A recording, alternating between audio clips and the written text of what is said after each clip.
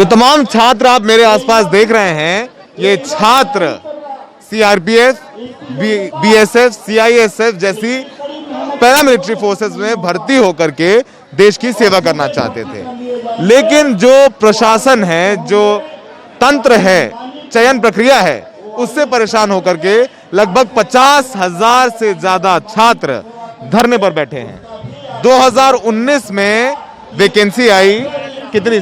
2018 में लगभग 60,000 वैकेंसी आई, जिसके लिए इन लोगों ने एग्जाम दिए। पहले रिटन क्लियर किया, फिर मेडिकल क्लियर किया और मेरिट में इनका नाम नहीं आया।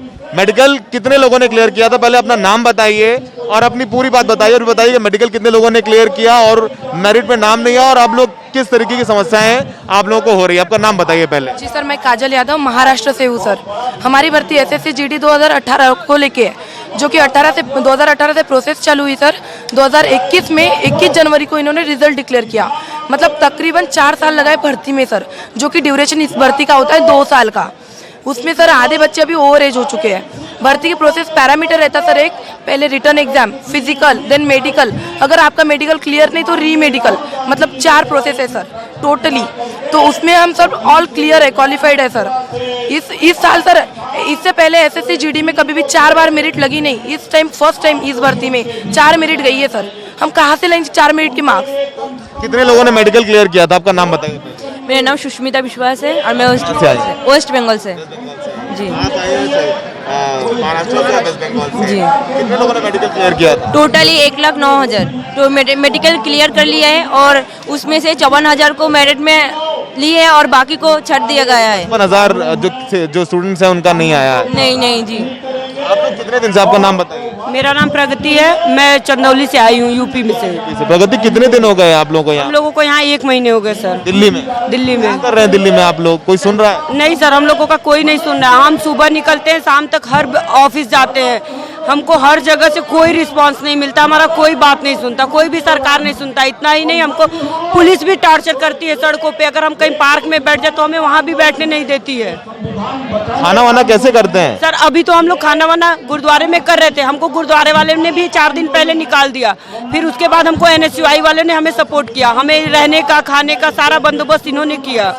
हाँ, यही वजह है कि एनएसयूआई का प्रदर्शन हो रहा है, तो उसमें ये लोग शामिल हुए हैं। सोचिए कि अपनी नौकरी के लिए अपने देश में इसके रिटर्न निकाला, फिजिकल निकाला, मेडिकल निकाला, और मेरिट में जब नाम नहीं आया तो यहाँ प्रदर्शन करने पहुंचे, तो उसका प्रदर्शन करने का भी अधिकार इन लोगों से छीना जा रहा है। आपका नाम क्या है? जी, मेरा नाम दिलीप कुमार है, मैं सुपौल डिस्ट्रिक्ट बिहार से हूँ सर। बिहार से है। देखिए, ये बिहार से हैं, वो उत्तर प्रदेश से, वो महाराष्ट्र से, वो पश्चिम बंगाल से, हर राज्य से बच्चे हैं, और लगभग 55,000 बच्चे हैं जिनका भविष्य अधर में है। ये बताइए कि अब आप लोगों का, क्योंकि इसमें एज एक बहुत बड़ा फैक्टर रहता है, तो क्या बहुत सारे लोगों की अब आयु भी पार हो गई होगी जिसमें दोबारा आप एग्जाम पे अपेयर नहीं हो सकते हैं? जी बिल्कुल सर, हम लोग का एज जो है ओवर एज हो चुका है।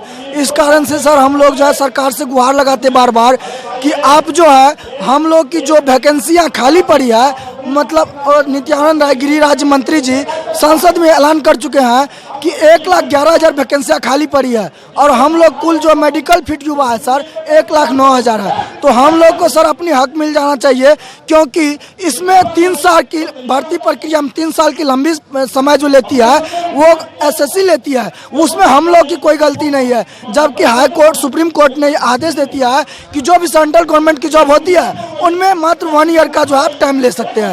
तो इसमें 3 से 4 साल के जो समय लिया सर, तो उनमें हम लोग का कहीं गलती नहीं है। ओवर हो जाएगा, यानी 1 साल का समय लेना चाहिए था, 3 साल लगाते हो, जाहिर सी बात है आप लोग ओवर हो जाएंगे। सर हम लोग की क्या गलती है जो हम लोग को सर छाटा जा रहा है? आप लोग कोर्ट का दरवाजा खटखटाने की सोच रहे हैं, हमें पता है कि बहुत मुश्किल होता है, कानूनी प्रक्रिया, वकील को पैसा देना, तमाम चीजें होती है, लेकिन क्या आप लोग कोर्ट जाने का सोच रहे हैं? गए सर कोर्ट, हम तो दरवाजा खटखटाएंगे ना सर, हमारा अधिकारी हमको नहीं मिल रहा है तो कहाँ जाएंगे हम? कोर्ट में कहाँ पे दाखिल किया आप लोगों ने याचिका? सर्वोच्च न्यायालय में। सर्वोच्च न्यायालय में कब सुनवाई होगी? पता नहीं कुछ कब सुनवाई होगी, लेकिन बहुत समय लग जाता है कोर्ट का फैसला आने में, तो जब तक तो हम और भी मर जाएंगे। कितना संघर्ष करोगे? सर जब तक हमें ज्वाइनिंग नहीं मिलती सर तब तक संघर्ष करेंगे। कहाँ से? आपका नाम? सर मैं पंजाब से हूँ, मेरा नाम हैप्पी है सर। पंजाब से? हर तो ये बताइए, फिर तो ये तो चलता रहेगा, सरकार में किसी गृह मंत्री के पास गए आप लोग उनके घर पर, उनसे सर हर जगह गृह मंत्री के पास जो है मेमोरेंडम दे चुके हैं, उनके बाद राष्ट्रपति भवन में दे चुके हैं, मतलब जो भी सर होती बीजेपी ऑफिस में दे चुके हैं सर, हर जगह हर दफ्तर में हम लोग सर मेमोरेंडम दे चुके हैं, लेकिन कहीं से सर हमारी रिप्लाई नहीं आती। यहाँ तक कि सर हम लोग की बातों को नहीं सुनी जा रही है और इस बराबर हम लोग पे सर लाठीचार्ज किया जा रहा है। तो इस कारण से सर हम लोग अपना इच्छा मृत्यु का प्रमाण पत्र भी मतलब राष्ट्रपति को लिख चुके हैं, लेकिन सर उनका भी कोई मतलब हम लोग को रिप्लाई नहीं आता है। सर आप समझ सकते हैं युवा मतलब भारत को जो युवाओं का देश कहा जाता है, आज युवा इस नतीजे में पहुंच चुका है कि वो इच्छा मृत्यु मांग रहा है। तो सर ये देश कैसे बचेगी, देश को सर ये देश का जो लोकतंत्र है कैसे बचेगी। सर मैं सरकार को ये कहना चाहूँगा कि लोकतंत्र अभी खतरे में पड़ी है, कृपया इस युवाओं की गुहार को सुने और हम लोग आप सोचिए कि लगभग 55,000 छात्र जिसने रिटर्न निकाला, फिजिकल निकाला, मेडिकल निकाला, मेरिट में नाम नहीं आया, वो प्रदर्शन भी नहीं कर पा रहा है। जंतर मंतर पे गए, वहां से भगा दिया, खाने के लिए पैसे नहीं है। जाहिर सी बात है कि ये लोग वो लोग हैं जो कि बहुत संपन्न परिवारों से नहीं आते हैं, सब किसान के बेटे हैं और हम देखते हैं कि किसानों के साथ क्या बर्ताव हो रहा है। और ये किसान के बेटे हैं जो कि निकलना चाहते हैं, देश की सेवा करना चाहते हैं।